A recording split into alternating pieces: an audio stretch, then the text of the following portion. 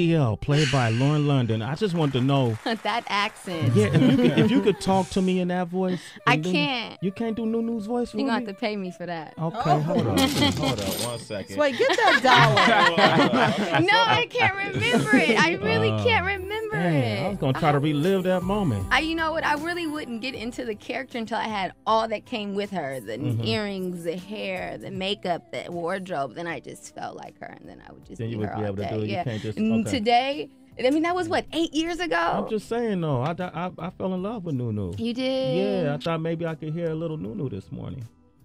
I mean, I don't know. Damn, what's on the popping? All right. Jay Ellis is joining us as well.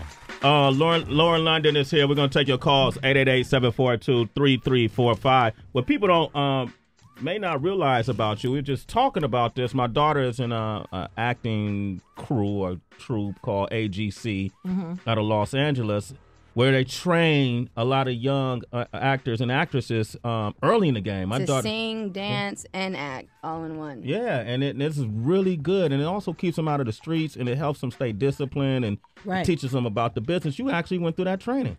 I did. Yeah. I went through that training. It's actually Wendy Raquel's studio.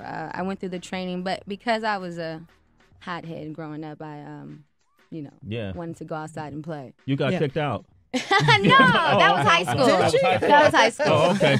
Damn, you got kicked out of high school? Yes. What'd you do to get kicked out of high school? Just they had like this tardy policy, and I was always tardy and bitching. You know, that's a trip because y'all were late coming in here this morning. No. 5 minutes late. No.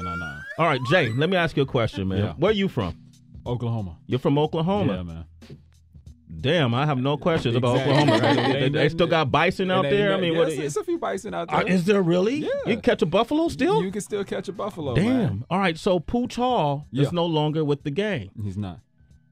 Are you taking his place? Are you the fill-in? No, I'm not the fill-in. I'm a new character that was added to the show. I mean, the thing about the show is, it's the life of football. And there's constantly trades and players come and go, And I've used this analogy a couple times. I'm a huge 49er fan. I loved Alex Smith.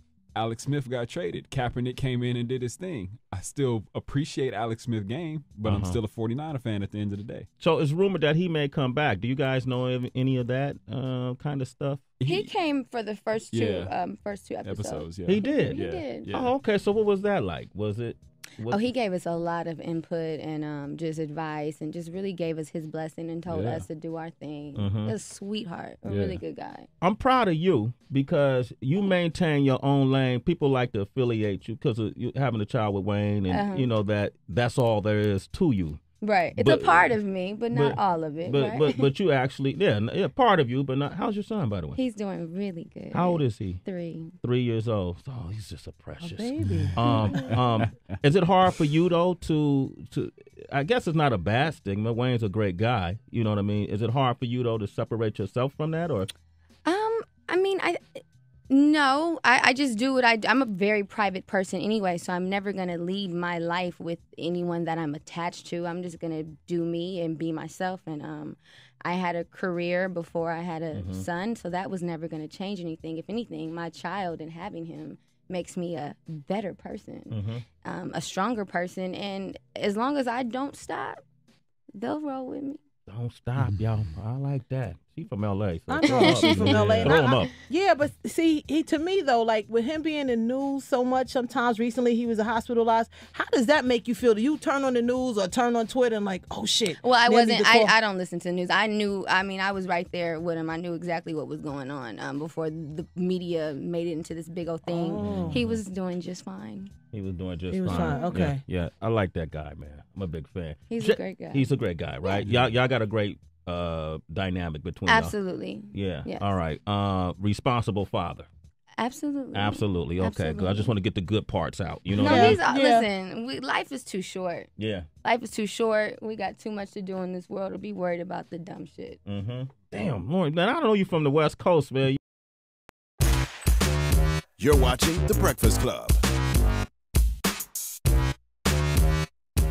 Morning, everybody. It's DJ Envy, Angela Yee, Charlamagne the God. We are the Breakfast Club. We got a special guest in the building. Yes, sir. Nipsey Hussle. What up? Nip, What's up, my brother? What's the deal, bro? Now, I don't know nothing about L.A. politics, but are you allowed to wear that much red? I could do what I want, man. This my shit. This my brand, so Okay. you know what I'm saying? Absolutely. Yeah, I like how red look with gold, you know what I mean? Do people trip like that with the colors you wear, or? It depends. Like, again, everybody know who I am as far as where I belong, so, you know. I be seeing like internet comments sometime when I be flamed up, but in LA, you know what I mean? We grew up, if you was a real one, you could wear what you want. That shit don't really apply, you know what I'm saying? Yeah. Is it still heavy like that though?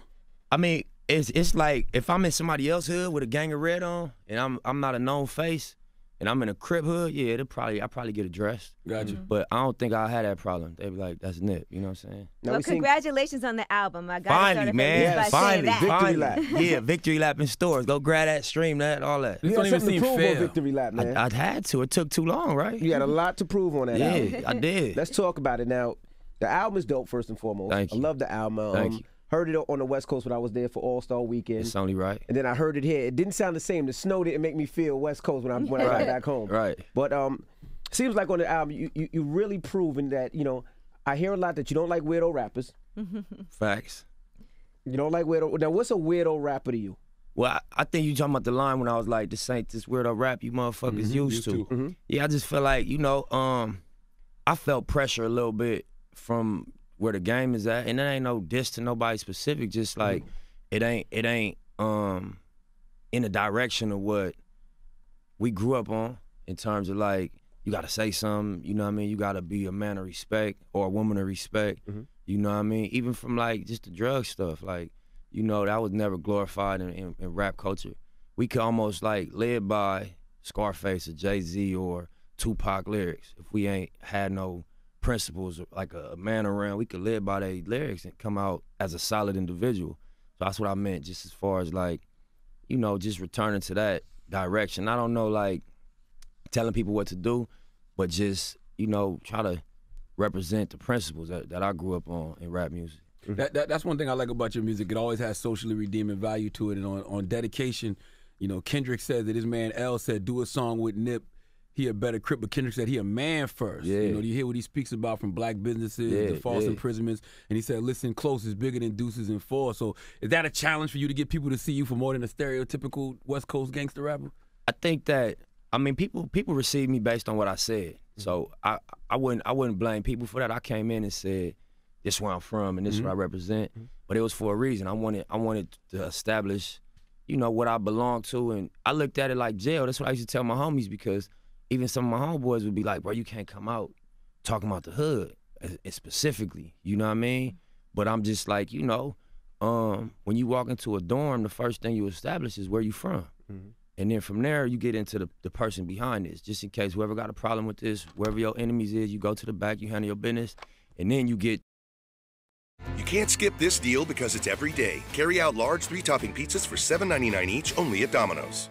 The new leader of the Democrats, Congresswoman Ocasio-Cortez, now continuing her far-left crusade against anything, everything President Trump. But there's one itsy-bitsy problem. Reality just keeps getting in the way. Now, she was recently asked about her top 3 reasons to impeach the president. She had a little trouble answering the question. Kind of becoming common. Take a look. You could reach in a bag and pull so many things out that are impeachable of this president. I support impeaching this president. 2 and 3? 2 and 3. I think 2 would be tax fraud. And number 3, man, I mean, there's just so much. Okay, let me ask like you. The census, there's, you know, I can't even the tax bill. It's like, there's just so much. It's just so many things that I can't find one. But I'm working on it. All right. Also ramping up her radicalism on foreign policy and taking aim at one of our most important allies. Take a look at this. I think what we're really seeing is the ascent of authoritarianism across the world. I think that Netanyahu is a Trump-like figure. Would you be in favor of reducing military or economic aid to Israel? I mean, I think it's on the table. I think it's certainly on the table, and I think it's something that can be discussed. Now, while the Democratic primary is just beginning, Ocasio-Cortez is already making one thing clear. She doesn't want Joe Biden to be the nominee. Oh, boy. I guess she decides, not Nancy Pelosi. Take a look. This idea that we can go back to the good old days with Obama's vice president, and I think there's an emotional element to that, but I don't want to go back. I want to go forward. Here with reaction, founder of Skybridge Capital, Anthony Scaramucci, Fox News contributor Rachel Campos-Duffy is with us. All right, Mooch. By the way, good to see you, man. Hey, great to be here, Sean. All right, so there's so many things, but where do you want to start? I mean, I'll start there.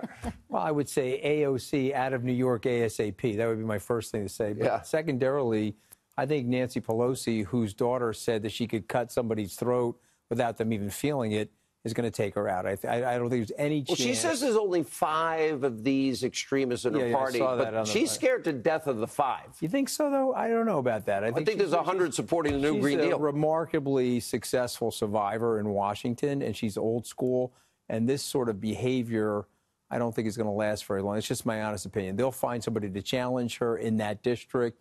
Crowley will probably not come back, but somebody more moderate, I think, will take her lights out. I don't know. Also, she destroyed herself with this whole Amazon thing. So she's colorful. She's got some interesting ways to attract attention to herself.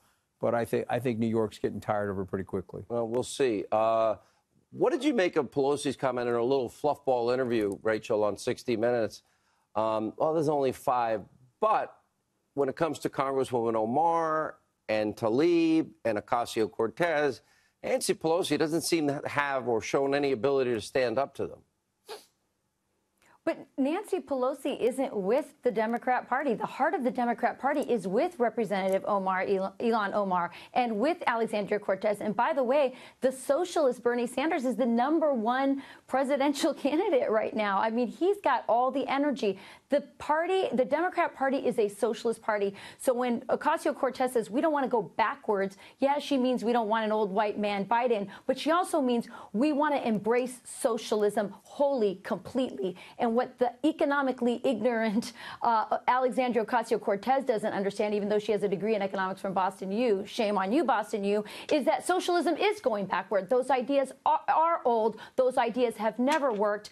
And it's a danger for the country, the kind of popularity and mainstreaming that Alexandria Ocasio-Cortez and Bernie Sanders have right now, whether Nancy wants to admit it or not. Anthony, besides crazy, creepy Uncle Joe Biden, which you'll have to deal with, the hardest thing he's going to have to deal with is, you're going to bring back the same policies on giving mullahs $150 billion so they can buy and foment terror and fight proxy wars. Remember, he's got the Ukraine issue as well. He's got to address that. That's a huge issue. You know, I told your friend Jesse that he's male, he's pale, and he's stale. Okay, unlike you happen to be male and pale, but you're very not stale, Sean. So you have to understand. I think the guy's. It's great to have you back. We've missed you in a while. You know, all right, but here's the thing. Look, economics is your wheelhouse. Mm-hmm. New Green Deal. Okay, we're going to get rid of oil and gas, the lifeblood of our economy. Mm-hmm. Cow flatulence. The combustion engine. Yep. Then everything's going to be free. Everything. Right. Whether you're willing or unwilling to work. Then the cars. Yeah. Then after that, airplanes. I don't know how we're going to get to it. Forgot the cows, but I think this is like a fabulous thing because, like, I like steak. You own a restaurant. Well, I have a hunt and fish club. I should have known. You have everything. I just got to tell you, I mean, you know, I just love all this stuff because it's like great for the president. I mean, at the end of the day, people look at that and they'll say, okay, maybe not going to tell my friend in L.A. that I'm voting for him, but then when they close the booth, he has the reverse Bradley effect. People say they're not going to vote for the president. They close the curtain and they vote for the president. You cannot poll Donald Trump accurately. No, that's what I'm saying. So I think he wins by 60%. If they keep it up, it's a step function about the amount of percentage that he'll win by. Quick last response. I missed you, Sean. keep shining a light on the hypocrisy of these socialists with very rich tastes. She lives in an apartment with an infinity pool on the penthouse. Bernie Sanders loves to fly private jets, so they talk a good game. But he even said today on the town hall that he is not interested in paying the tax rate that he proposes right now. So they're hypocrites. Yeah, don't do as I do as I say. Great.